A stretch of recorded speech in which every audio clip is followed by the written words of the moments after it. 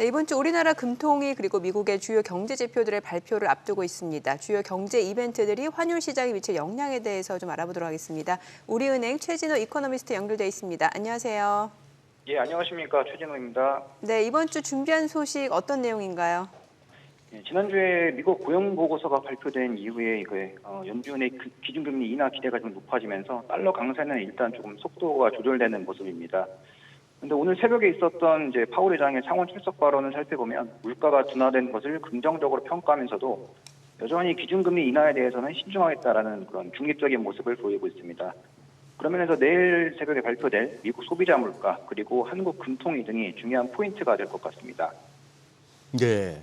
지금 말씀하신 대로 지금 파월 의장의 의회 증언을 봐서는 어떻게 보면 미국채 금리도 낮아지고 달러도 조금은 더 약세로 가도 될 법했는데 막상 시장 흐름은 그렇지는 않았습니다.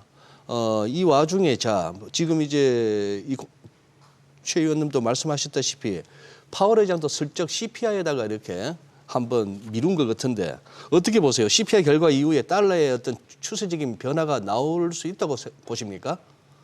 예, 이번 주 목요일이죠. 한국 시간으로는 금요일 새벽에 미국의 6월 CPI가 발표가 되는데요.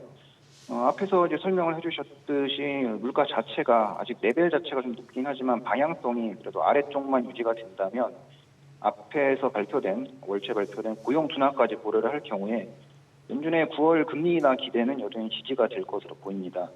하지만 이것이 추세적인 달러 약세로 연결될 것인가에 대해서는 좀 단언하기가 힘들 것 같은데요.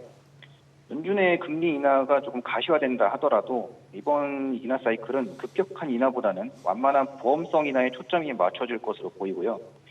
그런 과정에서 선제적으로 금리를 미리 인하했던 유럽 중앙은행이 추가 기준금리 인하에 나설 수 있고요. 또한 일본 중앙은행 같은 경우에는 공격적으로 기준금리 인상하기에는 또 매우 부담이 되는 그런 상황입니다. 따라서 이런 주요 선진국들의 통화 정책이 전환되는 그런 속도의 차이 때문에 유로화와 엔화의 약세 압력이 좀 이어지면서 이런 것들이 달러의 바닥을 좀 생각보다는 견조하게 떠받칠 가능성이 있다고 보고 있습니다. 네, 이제 내일 한국은행 금통위 있습니다. 이번에도 우리 한국은행은 기준금리 동결 전망이 많은 상황인데 금통위 관전 포인트도 좀 알려주세요. 이번 금통위도 기준금리는 역시 동결될 것으로 보이는데요. 관심 깊게 봐야 할 부분은 역시 이제 금리 인하의 투표는 소수 의견이 과연 나올 것인가 이것을 봐야 될 것 같습니다. 네. 최근 한두 달 사이에 이제 정치권을 중심으로 해서 한국은행에 선제적 기준금리 인하를 요구하는 그런 발언들이 많이 나왔었는데요. 어제 국회 기획재정에 출석한 이창용 총재는 원론적인 발언을 하는 수준에 그쳤습니다. 의견은 다양하게 청취하되 금리 결정은 금통위가 독립적으로 한다라는 정도였는데요. 상반기까지 금통위원들의 성향을 좀 복기를 해보면 총재를 제외한 6명 중에 5명이 당분간 그러니까 구체적인 시기로는 한 3개월 정도까지도 기준금리를 동결할 필요가 있겠고 한 명의 위원만 3개월 후 인하 가능성을 열어놓자라는 그런 의견이었습니다. 따라서 이런 금통위원들의 생각이 이번에 얼마나 바뀌었는지를 중요하게 볼 필요가 있겠고요. 정치권에서 기준금리 인하 요구 발언이 이렇게 나오는 배경에는 결국에는 근원 물가가 낮다라는 점이 자리 잡고 있는 것 같습니다. 그럼에도 불구하고 하느니 쉽게 기준금리 인하 시그널을 주지 못하는 데에는 근원 물가보다 상대적으로 높은 헤드라인 물가에 대한 불확실성 때문에 그런 것 같습니다. 따라서 한국은행이 예상하고 있는 헤드라인 물가와 근원 물가의 갭, 그리고 그것이 수렴해가는 속도에 대한 인식이 어떤가 하는 것도 중점적으로 살펴볼 필요가 있을 것 같습니다. 네. 그다음에 엔화 좀 여쭤보겠습니다. 지금 이제 161엔대까지 올라오고 나서는 다소 이렇게 뚜렷한 방향성은 갖지 못하고 있는데 지금 여기 무려 34년 만에 최고치입니다. 이런 상황에서 그동안 계속 올라오기만 하는 달러 환율이니까 엔화 약세는 계속 이어져 왔다고 볼 수 있고 지금 여기서 엔화 쪽에서 어떤 반전은 기대하기 힘든 상황입니까? 어떻게 보십니까? 엔화의 유의미한 강세 반전은 단기간 내에 기대하기는 좀 힘들 거라고 보고 있고요. 결국에는 엔화가 유의미하게 강세로 돌아서기 위해서는 결국에는 이제 미국과 일본의 금리 차이가 제일 중요하다고 보고 있는데요. 큰 그림에서 놓고 보면 이제 미국의 기준금리는 일단은 인하 쪽을 바라보고 있고요. 일본은 공격적이지는 않지만 그래도 통화정책 정상화라는 차원에서 위쪽을 보고 있는 것 같긴 합니다.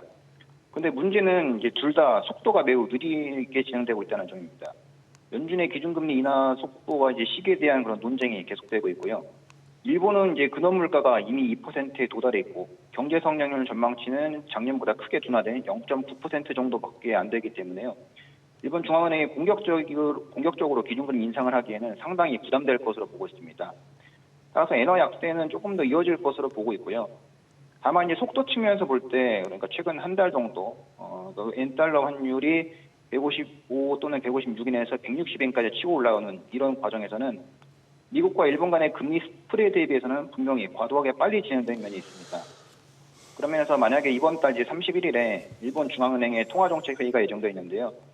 여기서 만약에 일본이 기준금리를 인상을 하게 된다면 엔화가 이제 본격적인 강세 반전까지는 아니더라도 약세 브레이크가 한 번쯤 걸리면서 약간 환율을 되돌리는 그 정도의 흐름을 보일 것으로 예상을 하고 있습니다. 네, 이번에 위안화 좀 여쭤볼게요. 어제 이제 중국 인민은행 총재가 정책 금리를 7일물로 바꾸는 것을 고려한다라는 뉘앙스의 발언을 하면서 이제 위안화 변동성에 대한 우려도 커지는 것 같은데 중국의 환율 정책 변화 가능성에 대해서 어떻게 보시나요? 일단 중국의 정책 금리가 이제 7일물로 바뀌는 것은 중국이 추진하고 있는 위안화 국제화라는 그런 테마에 부합하는 이제 정책인 것 같습니다. 그렇게 되면 위안화 변동성이 이제 단기 금리에 조금 더 민감해질 수가 있겠고요. 반대로 정책 당국의 이제 마켓 거버넌스는 조금 약해지기 때문에 외국인이 좀 반길 만한 정책인 것 같습니다. 그래서 문제는 지금 대외 여건이나 내부적으로 중국의 펀더멘탈을 보더라도 이 위안화 환율의 방향성의 무게 중심이 위안화 절상보다는 절하 쪽에 실려 있다는 것입니다. 통화 절하는 뭐 외국인들이나 중국 외환 당국 입장에서도 그렇게 반길 만한 요인은 분명 아니죠.